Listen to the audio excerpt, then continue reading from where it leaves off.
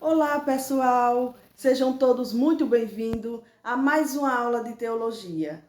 Hoje vamos continuar estudando essa matéria que é maravilhosa, a matéria de pneumatologia. Já estudamos a aula de número 1, a aula de número 2 e hoje é a aula de número 3. Amados, já para iniciar a nossa aula, eu quero dizer para você: a Trindade, aqui na Terra, conhecemos assim: Pai, Filho e Espírito Santo. Então, para entender mais sobre a Trindade, a palavra de Deus, ela é o Verbo. João 1, capítulo 1, versículo 1, vai falar com clareza. No princípio era o Verbo, e o Verbo era Deus, e o Verbo estava com Deus. Louvado seja Deus. Então, lá no céu, como é a Trindade? A Trindade é assim: Elohim, que é Deus, a palavra, que é o Verbo, e o Espírito. Glória a Deus por isso. E tudo foi feito por meio dele. Por quê? Porque já aprendemos que o nosso Deus, ele é único, composto de 3 pessoas distintas. Sabe, irmãos, na teologia entendemos melhor. Por quê? O homem, ele é corpo, alma e espírito. Tirando um desse, não fica um homem completo. Se tirar a alma, o homem morre. Se tirar o corpo, o homem não tem acesso à terra, porque o corpo é um passaporte. O corpo é algo que você possa ver. A divindade, ela já existia. É incriável o nosso Deus. Para entender melhor tudo sobre a Trindade, eu preciso falar um pouco do começo. Gênesis capítulo 1, você vai ver ali a Trindade. Mas o que é interessante é quando você começa a estudar que essa Trindade, no coração de Deus, dentro de Deus, já tinha o modelo do Filho. Como assim? Eu vou te explicar. Quando diz assim, façamos o homem, a nossa imagem. Imagem é algo físico. Imagem é algo que você vê. Louvado seja Deus por isso. Façamos o homem, a nossa imagem, conforme a nossa semelhança. O homem já estava dentro de Deus. Deus já sabia como fazer. Porque esse é um modelo do nosso Senhor Jesus Cristo. Então vejamos com mais profundidade esse assunto. Não tem como continuar essa aula sem falar para vocês uns versículos bíblicos que vai esclarecer mais sobre a Trindade. Você sabe que quando Jesus vinha ao mundo, estava preparado para vir ao mundo, o inimigo fez de tudo para acabar com esse projeto. Mas já estava no coração de Deus. E o corpo já estava preparado para isso. Onde é que você vê tudo isso? Que foi o próprio Deus que fez.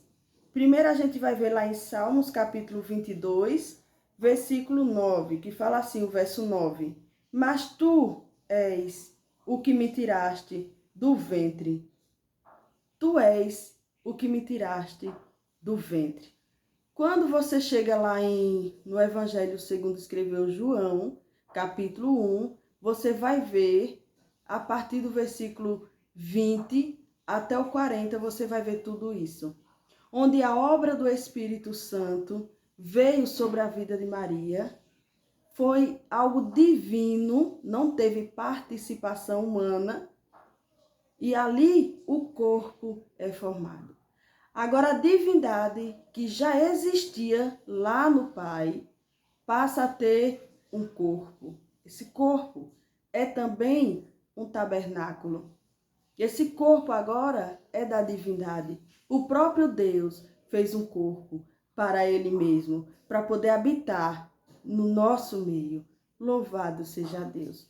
Com mais profundidade, vou passar mais alguns versículos para a gente ter mais um entendimento de toda a divindade. Não tem como falar do nosso Senhor e Salvador Jesus Cristo sem sentir o nosso coração ardendo por tão grande amor.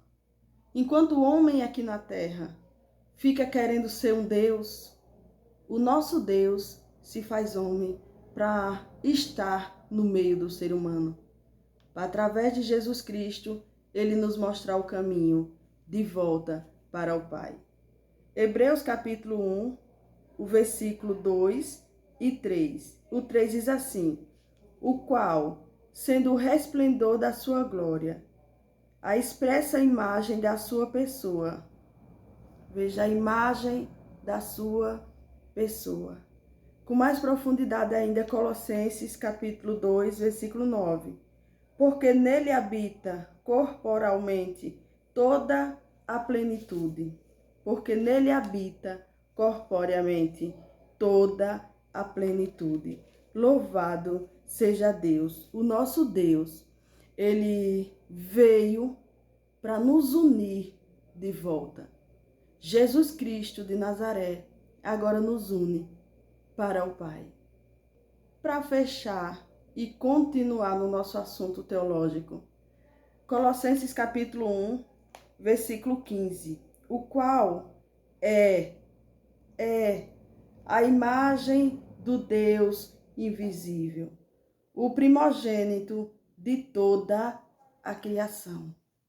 Não tenha dúvida que o nosso Deus, ele por amor de mim e de você, ele manda o seu filho, ele vem agora como homem para poder nos ligar a ele.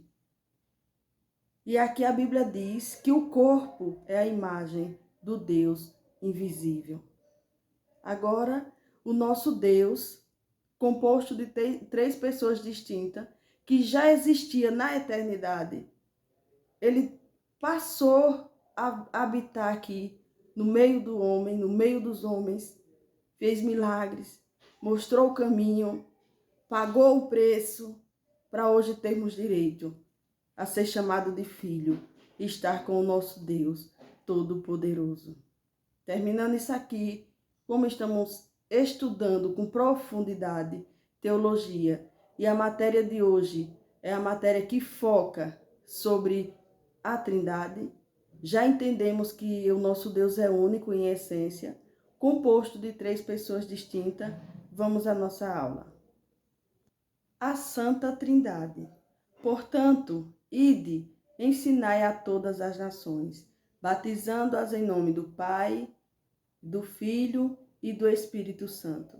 Mateus capítulo 28, versículo 19. A palavra Trindade, ela significa uma união de três pessoas distintas em uma só divindade. A gente vai ver a manifestação da Trindade em toda a Bíblia. Agora vamos ver a Trindade em Gênesis, rapidinho. Façamos o homem à nossa imagem e semelhança. Gênesis 1, 26. Outra referência. E eis que o homem é como um de nós. Gênesis 1, 22. Terceira referência. Desçamos e confundamos ali as línguas. Gênesis capítulo 11, versículo 7. Agora vamos ver a manifestação da Trindade no Novo Testamento. Vamos ver aqui, primeiro, no batismo de Jesus, você vê a manifestação da Trindade. Mateus capítulo 3, versículo 16 e 17. Na fórmula batismal, isso mesmo, na fórmula batismal. Mateus capítulo 28, versículo 19. Na bênção apostólica de 2 Coríntios capítulo 13, versículo 13. Aqui a gente vê agora a manifestação da Trindade no Antigo Testamento e no Novo Testamento. Na verdade, está em toda a Bíblia. São vários versículos que provam a divindade, né? A corporealidade de Jesus. E aqui a gente podemos ver de forma aberta, de forma bem clara. As três pessoas são chamadas Deus. As três pessoas são chamadas Deus. O Pai é chamado Deus, 1 Coríntios capítulo 8, versículo 6. O Filho é chamado Deus, 1 João capítulo 5, versículo 20, Isaías capítulo 9, versículo 6 e Hebreus capítulo 1, versículo 8. O Espírito é chamado Deus, Atos capítulo 1, versículo 3 e 4.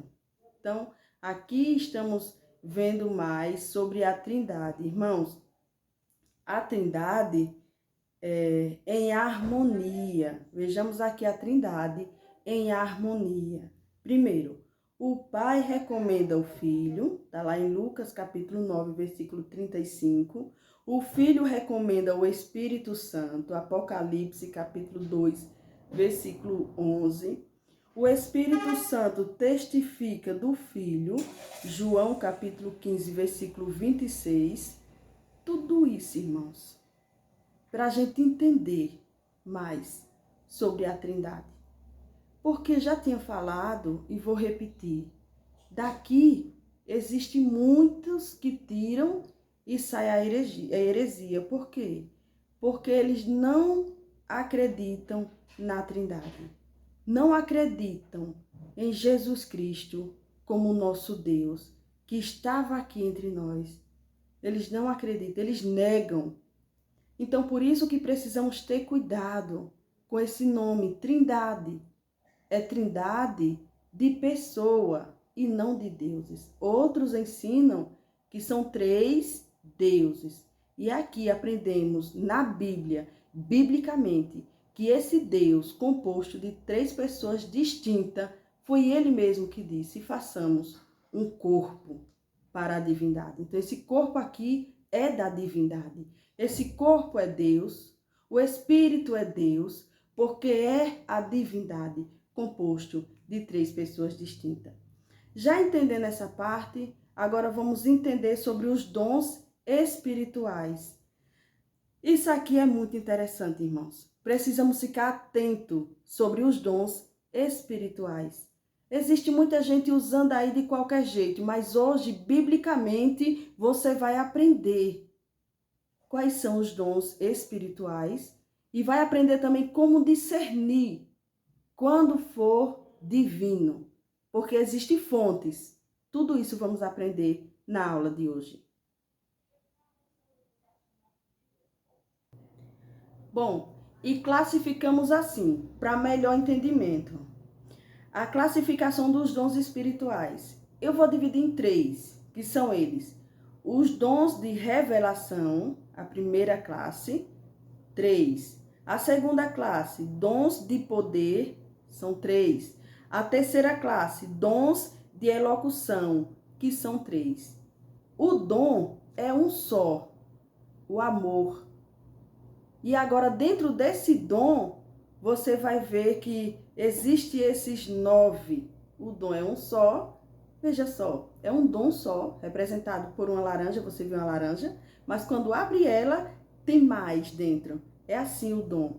Então, vamos aprender hoje, primeiramente, a primeira classificação. A primeira classificação, dons de revelação, são eles: a palavra da sabedoria. O rei Salomão usou essa palavra da sabedoria quando chega aquelas 2 mulheres desesperadas com a criança, uma dizia que era dela, outra dizia que era dela. Ele disse: pronto, divida essa criança no meio e dá um lado para cada uma. Ali naquela hora, Deus confirmou, né? Ele usou a palavra de sabedoria e ali ele conseguiu ver quem realmente era a mãe. Louvado seja Deus por isso. A segunda, ainda na classificação de revelação, a palavra de ciência. A palavra de ciência, irmãos, também a gente vai entender aqui que é diferente da palavra de sabedoria, daqui a pouco. A terceira, ainda na primeira classificação, o discernimento de espírito. Tudo isso você vai encontrar lá em 1 Coríntios capítulo 12, a partir do versículo 4. Agora vamos para a segunda classificação. A segunda classificação são os dons de poder. São eles: primeiro, a fé; segundo, a cura; terceiro, a maravilha. Onde você encontra isso? Ainda em 1 Coríntios capítulo 12, do 8 ao 10. Você vai encontrar isso. Agora, os dons de elocução, que são eles. Aqui é a terceira e última categoria. Vamos lá. A terceira e última classificação. A primeira dessa terceira classificação, a profecia.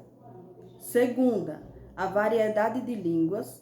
Terceira, interpretação de língua. Aqui a gente vai ver nessa terceira, né? A interpretação das línguas. Onde você encontra isso? Tudo isso você vai encontrar no capítulo 12, versículo 10. Agora, já explicando sobre os dons, que são 9, eles são, repetindo, a palavra de sabedoria, palavra de ciência, o discernimento de espírito, a fé, a cura, maravilha, a profecia, a variedades de línguas e a interpretação de línguas. 9, são 9 os dons. Agora vamos ver aqui a diferença, irmãos, entre a palavra de ciência e a palavra de sabedoria. Primeiro aqui para a gente entender a diferença entre a sabedoria e a ciência. A sabedoria ajuda-nos a sair da dificuldade. Já a ciência adverte-nos para que não entramos nas dificuldades. Veja só, a sabedoria é o conhecimento em ação. E a ciência é o conhecimento em si mesmo. Glória a Deus por isso. E ainda sobre os dons, o dom de discernimento, irmãos. E a outros, o dom de discernir o Espírito. 1 Coríntios 12, 10. O dom de discernir o Espírito é a capacidade sobrenatural de se distinguir as várias fontes das manifestações espirituais. Vivemos em um mundo onde existem imitações enganosas, irmãos. Imitação, falsificadores de todo o tipo, sim ou não? Com certeza você conhece alguém que profetiza, que fala, que entrega mensagem, que se denominam profetas, que dizem que são profetas, que são usados por Deus, choram, marcham, pulam, e muitos se enganam com isso. Muitos se enganam com esse tipo de coisa. E é o que mais existe no nosso meio. Irmãos, precisamos buscar o discernimento. Precisamos orar ao Senhor para saber. Por quê? Nessa aula, vamos aprender as fontes. Precisamos ficar atentos, irmãos. Existem muitos crentes aí sendo levados, qualquer coisa, qualquer vento de doutrina, porque não sabe discernir. E muitos sendo enganados. E muitos indo pelo ouvir desses falsos profetas como homens de Deus, dizendo que estão revelando tudo, seu modo de vida, documento, o que você quiser, eles estão revelando tudo. E eu e você, sem saber discernir, começa a perguntar, mas como ele está falando tudo isso? Existem fontes. E você hoje vai saber discernir, com a ajuda do Espírito Santo de Deus, qual é essas fontes. Biblicamente, existem 3 fontes. São elas: divina, diabólica e humana. Você já conseguiu algum dia discernir quando alguém chegou para falar com você em mistério, línguas estranhas e ali aquela coisa toda, se era do homem, de Deus ou do diabo? Vejamos mais sobre o assunto. Apocalipse capítulo 2, versículo 2. Através desse dom, podemos discernir, saber se os espíritos ou as manifestações espirituais são ou não de Deus. Louvado seja Deus. Devemos buscar esse dom. Devemos buscar, irmãos, esse dom para a nossa vida. Agora, eu estou falando das fontes e gostaria que você notasse as referências para estudar. Tá ela, primeiramente, a fonte de manifestação divina, onde é que você encontra? Atos capítulo 15, versículo 32. E 1 Coríntios capítulo 14, versículo 3. A fonte humana, onde você encontra? Ezequiel capítulo 13, versículo 2 ao 9. A fonte diabólica, como você discernir, onde você encontra? 1 Reis capítulo 22, versículo 19 ao 24. E Jeremias capítulo 33, versículo 13. E Apocalipse capítulo 2, versículo 20 ao 24. Nota essa referência que você vai precisar estudar, crente. Ainda sobre os dons, com esse dom, você vai conseguir discernir os espíritos. É possível você saber distinguir os espíritos e as fontes de sua inspiração. Isso mesmo. Essa aula é uma aula muito profunda, que muito vai nos edificar, para a glória de Deus. Agora vamos aprender um pouco mais sobre a fé. Você sabe o que é fé? Você tem fé? Fique comigo que eu vou te falar um pouquinho mais sobre a fé. Primeiro, a fé, a gente vai ver lá em 1 Coríntios capítulo 12, versículo 9. E a outros, pelo mesmo Espírito, a fé. Que é o mesmo Espírito, né, irmãos? Porque existem dons distribuídos na igreja. Primeiro, a letra A, eu vou falar sobre a fé. A fé natural. Você sabe qual é a fé natural? Vamos ver agora. A pessoa acredita em qualquer coisa. Essa é a fé natural. Fé natural. Letra B, é a fé salvadora. Você sabe qual é a fé salvadora? A fé salvadora é através dessa fé que passamos a crer no Senhor Jesus para a nossa salvação. Onde você encontra isso? Atos capítulo 16, versículo 14. Outra fé é a fé sobrenatural. Irmãos, essa fé sobrenatural, ela é classificada como dom da fé. Hoje todo mundo que tem uma fezinha acha que tem um dom da fé. Hoje você está entendendo que existe a fé natural, a fé salvadora e a fé sobrenatural. Isso aqui é um dom, irmãos. Vejamos um pouquinho mais. Classificada como o dom da fé. Está lá em 1 Coríntios capítulo 12, versículo 9. Esta fé é a capacidade ou faculdade de se confiar em Deus de modo sobrenatural. Que é isso? Que fé é essa? Essa fé é aquela fé que quando tudo dá errado, você continua confiando. Essa fé é a fé que quando o médico diz não tem jeito, você continua confiando. Essa fé sobrenatural é a fé que quando te falta tudo, você acredita na providência divina. Você tem fé. Que fé é essa? É uma fé quando você ora e vê um filho seu no mundo. É uma fé quando você ora e não acontece nada. É uma fé que você vê o seu marido no mundo, que você vê as coisas desandando e mesmo assim você consegue ter fé. Isso não é uma fé natural. Não é uma fé natural. Isso aqui é uma fé sobrenatural. O mundo vê tudo dando errado e diz, como é que ela diz que vai dar certo?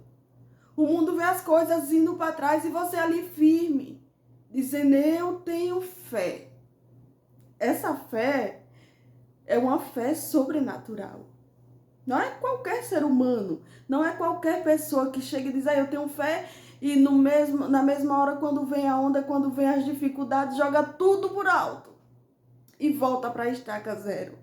Essa fé é uma fé sobrenatural, onde as pessoas dizem que não vai dar certo, o mundo diz que não tem jeito. Aí você vem com esse dom e diz, vai dar certo. Você vem com essa fé sobrenatural e diz, eu sei que vai dar certo. Você consegue ver algo que o ser humano não consegue ver. Agora eu te pergunto, qual o grau da tua fé? Como é que você tem fé? Você tem fé porque você está vendo o que vai acontecer? Você tem fé simplesmente porque o Senhor te salvou? Ou você tem esse dom da fé? Se não tiver, que comece a buscar. Que o Senhor Ele dá. Isso aqui é maravilhoso, irmãos. A fé. Fé que opera sinais e prodígio. Mateus capítulo 17, versículo 20. Ainda na nossa matéria, vamos aprender sobre os dons de cura. Todo mundo, um dia, precisou ser curado, ou precisa. E aqui vamos aprender sobre os dons de cura. Ainda em 1 Coríntios capítulo 12, versículo 9. E a outros, pelo mesmo Espírito, os dons de curar. Enfermidade de origem natural do corpo, enfermidade vinda como provação de Deus, enfermidade de origem diabólica. Você pode dizer, e tem isso, irmã? Tem. E aqui você precisa entender.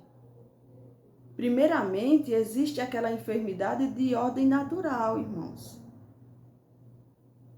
A enfermidade de ordem natural, a gente tem aqui umas bases. Primeiro, de origem natural do corpo, está lá em 1 Timóteo, capítulo 5, versículo 23. E Lucas, capítulo 11, versículo 3. Pode ler essas referências, irmão, que vai te ajudar muito. A segunda enfermidade, enfermidade vinda como provação de Deus. E tem isso? Tem, irmão. Deus, ele não vai permitir uma enfermidade, um problema na tua vida se você não tiver capacidade de suportar. O nosso Deus conhece a nossa limitação, o nosso Deus conhece, sabe até onde podemos ir, irmãos. Então, Ele sabe o que podemos suportar. Se Ele permitiu enfermidade na sua vida, se Ele permitiu qualquer tipo de enfermidade, glorifica o Senhor. Porque Ele sabe até onde você vai suportar. Onde é que você vê essa referência? Versículo muito conhecido. Jó capítulo 2, versículo 1 ao 8. Você vai ver a enfermidade vinda como provação. Ele prova a quem ele ama. Mas Deus não lhe deixa na prova, ele aprova. Se ele permitir, continue firme, porque ele vai aprovar. Aleluia. Terceira enfermidade. Enfermidade de origem diabólica. Misericórdia. Existe também essa. E está aqui a referência. Você vai encontrar em Lucas capítulo 13, versículo 11. E Marcos capítulo 9, versículo 20 ao 22. Agora, já entendendo sobre essas três enfermidades, enfermidade de origem natural, enfermidade como provação de Deus e enfermidade de ordem diabólica, vamos aprender sobre a variedade de forma de cura. Ainda sobre a variedade de formas de cura. O Deus que permite a enfermidade é o mesmo Deus que cura. Primeiro, pelo poder da oração. A referência está lá em Tiago, capítulo 5, versículo 9 e 15. Pelo poder da palavra de Deus. Mateus, capítulo 8, versículo 8. E João, capítulo 4, versículo 50 e 53. Pela imposição de mãos. Marcos, capítulo 5, versículo 23. E capítulo 8, versículo 23 e 25.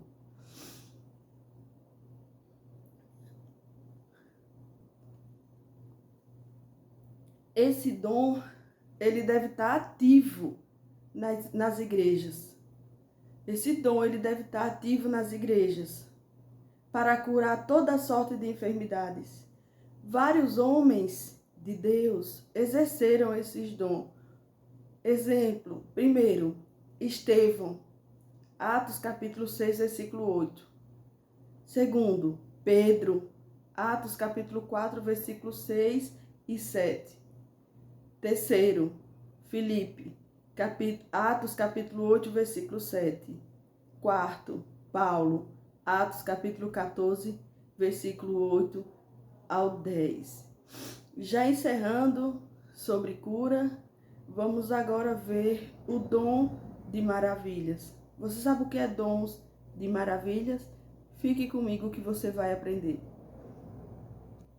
Ainda em 1 Coríntios capítulo 12, versículo 10. Esse dom é conhecido também como operação de milagres. O dom de maravilhas é a capacidade sobrenatural que o Espírito Santo concede à Igreja de Cristo para que este realizem sinais, maravilhas. E aqui a gente vai ver um exemplo. A ressurreição dos mortos, Lucas capítulo 7, versículo 11 ao 17. Paralítico ser curado, Marcos capítulo 2, versículo 3 ao 12. E Atos capítulo 3, versículo 1 ao 8. Surdez, Marcos capítulo 7, versículo 32 ao 37.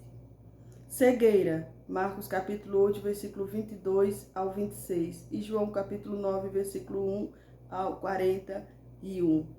O dom da profecia. Vamos ver agora, irmãos, o dom da profecia. Isso é muito sério e precisamos aprender.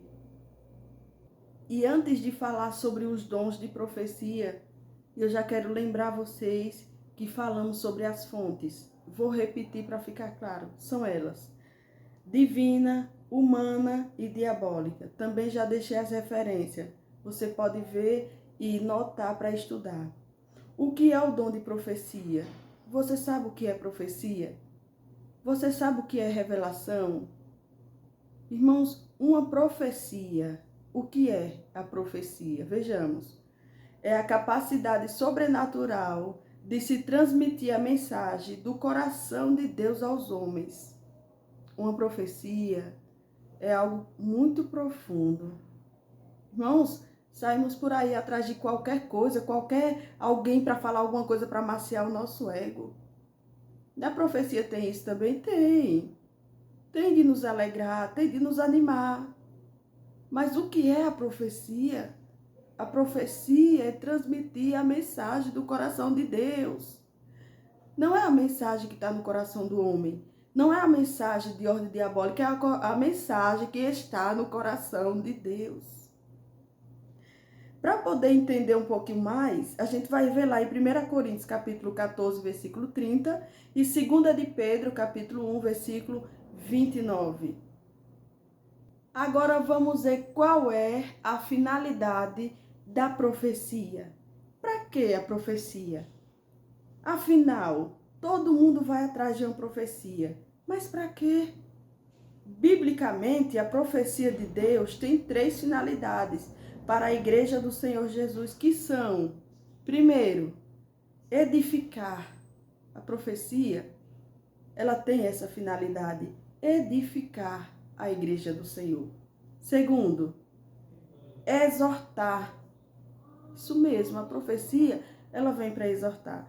A gente tem várias referências sobre isso. Uma delas, que é bem conhecida, é quando Deus envia um profeta com o nome de Natã até Davi. Ali, Deus exorta Davi. Deus revelou para o profeta o que só Davi e Deus sabia. E aí você já conhece a história. Mas a profecia, ela tem as finalidades. Primeiro, edificar. A segunda, exortar. E a terceira, consolar. É bem verdade que Deus conhece o nosso coração e uma hora ou outra Ele mandou uma pessoa com a palavra direto do coração dele para nos consolar. Mas você hoje entendeu que a profecia, ela tem essas 3 finalidades. E se Deus não quiser lhe consolar, Ele vai lhe exortar para edificação. E quando é de Deus, precisamos aceitar, irmãos. Aceitar porque é de Deus. exortação e consolação e edificação. 1 Coríntios capítulo 14, versículo 3. O Espírito Santo no Antigo Testamento. Na criação do universo, e o Espírito de Deus se movia sobre a face das águas. Gênesis capítulo 1, versículo 2. Na criação do homem, e disse Deus: façamos o homem à nossa imagem conforme a nossa semelhança. Gênesis capítulo 1, versículo 26. No juízo sobre o pecado, isso mesmo, no juízo sobre o pecado. Então disse o Senhor Deus: eis que o homem é como um de nós. Gênesis 3, 22. No julgamento sobre o dilúvio. Então disse o Senhor: não contenderá o meu espírito para sempre com o homem. Gênesis capítulo 6, versículo 3. Agora vamos ver sobre a construção da Torre de Babel. Eia, desçamos e confundamos ali as línguas. Gênesis capítulo 11, versículo 7. No Pentecoste, a gente vê, no Pentecoste, os 5 livros da lei. Aqui, irmãos, eu vou explicar algo interessante. Eu sei que muitos já sabem, mas o Pentateuco são os 5 primeiros livros da Bíblia. São eles: Gênesis, Êxodo, Levítico, Deuteronômio e Números. Aqui a gente vai ver o Espírito Santo em toda a Bíblia. Agora vamos ver também o Espírito Santo nos livros históricos. Aqui a gente vai ver o Espírito Santo nos livros proféticos. O Espírito Santo é o autor e intérprete da Bíblia. Foi ele que inspirou a Bíblia Sagrada. Foi ele que inspirou a Bíblia Sagrada. Vejamos, o que é a Bíblia? O que é a Bíblia para você? A Bíblia, ela é a revelação de Deus. Apocalipse capítulo 1, versículo 1. Um livro de Deus, Isaías 34, versículo 16. A palavra de Deus, Efésios capítulo 6, versículo 17. A Santa Escritura, Romanos capítulo 1, versículo 2.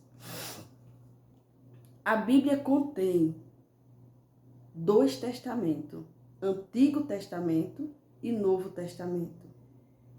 66 livros, 1.189 capítulos, 31.105 versículos, 773.692 palavras, 3.566.480 letras. Isso tudo aqui é na Bíblia. Foi escrita por cerca de 40 diferentes autores. Eles são reis, sacerdotes, profetas, pescadores, médicos, todos esses envolvidos na Bíblia Sagrada. A Bíblia, ela foi feita, durou, 16 séculos, ou seja, 1.600 anos. Foi o primeiro livro a ser impresso no mundo. Veja só, a nossa Bíblia. Agora vejamos o que os autores dizem, Todos eles. Moisés afirmou nos seus 5 livros 420 vezes que o Senhor falou. Isaías usou expressões semelhantes 120 vezes. Jeremias, 430 vezes. Ezequiel, 329 vezes. Amós, 53 vezes. Ageu, 27 vezes nos seus 38 capítulos. Zacarias, 53 vezes. Paulo afirmou: porque eu recebi do Senhor o que também vos ensinei. 1 Coríntios capítulo 11, versículo 23. Todos esses homens foram inspirados pelo Espírito Santo de Deus. Não foram qualquer homem. Paulo deixou bem claro aqui: porque eu recebi do Senhor o que também vos ensinei. Louvado seja a Deus. O Espírito Santo atuava no Antigo Testamento. Antigo Testamento, período pré-pentecostal. O Novo Testamento, período pós-pentecostal. Primeiro, vamos ver período pré-pentecostal, Antigo Testamento. Nesse período, o Espírito Santo atuava da seguinte forma. São elas: primeiro, atuava temporariamente, atuava com capacitação sobrenatural, atuava com missão específica e atuava sem habitar nas pessoas. No Novo Testamento, a gente vai ver período pós-pentecostal. Novo Testamento. O Espírito Santo atua neste período da seguinte forma: atua pessoalmente, atua com dons espirituais, atua com habitação em nós e atua com sua dispensação. Agora eu vou deixar uma coisa clara. No Antigo Testamento, a gente vê Deus sobre nós. Vinha o Espírito Santo. No Novo Testamento, a gente vê Deus do nosso lado, por meio do seu Filho. E hoje, a gente vê Deus dentro de nós. Louvado seja Deus. Deus sobre nós, Antigo Testamento. Deus ao nosso lado, Novo Testamento. E hoje, Deus dentro de nós. Louvado seja Deus. Agora vamos ver um pouquinho sobre as festas judaicas. Primeiro, a Páscoa, Tabernáculo e Pentecostes. Vamos ver as duas festas. Primeiramente, a gente vai ver que a festa da colheita, onde se colhia os frutos. Segundo, a festa da semana, por se realizar em várias semanas após a Páscoa. Terceiro, festa de Pentecostes, por ser realizada 50 dias após a Páscoa. Esta festa era considerada a segunda maior festa do judaísmo. Agora vamos ver a diferença, né? O Pentecostes judaico era comemorado o aniversário da entrada da lei no Sinai. Já o Pentecoste cristã iniciou-se em Atos 2 e é comemorado o aniversário da descida do Espírito Santo na igreja primitiva. Veja a ordem da manifestação da Trindade. Primeiro, o Pai desceu no Sinai, Êxodo 3, 1 ao 6. Segundo, o Filho desceu na encarnação, Lucas capítulo 1, versículo 36. Terceiro, o Espírito Santo desceu no dia de Pentecoste e está dentro de cada um de nós. Para fechar nossa aula de hoje, a descida do Espírito Santo, né? Estavam todos reunidos no mesmo lugar, onde de repente veio um vento impetuoso que encheu toda a casa. E havia quase 120 discípulos, incluindo as corajosas e as heroínas, pessoas anônimas, que tiveram participação efetiva na obra de Deus. Atos capítulo 1, versículo 15. Todos estavam reunidos no mesmo lugar em Jerusalém. Atos capítulo 1, versículo 13. E viu-se o barulho vindo do céu. Vento e fogo são dois símbolos do Espírito Santo. Mateus capítulo 3, versículo 11. Queridos, eu já quero encerrar essa aula, já quero encerrar com meu coração muito alegre com tudo que aprendemos aqui. E o resultado do dia de Pentecoste. Todos foram batizados, cheios do Espírito Santo. Atos 2, versículo do 1 ao 4. Foram revestidos do poder de Deus. Lucas capítulo 24, versículo 49. Pedro se tornou um grande pregador. Atos capítulo 2, versículo 41. Grande avivamento e crescimento da igreja. Atos capítulo 2, versículo 47. Irmãos, estou com meu coração alegre, por tudo que aprendemos nessa manhã. E quero deixar bem claro o que João disse. No princípio era o Verbo, e o Verbo era Deus, e o Verbo estava com Deus.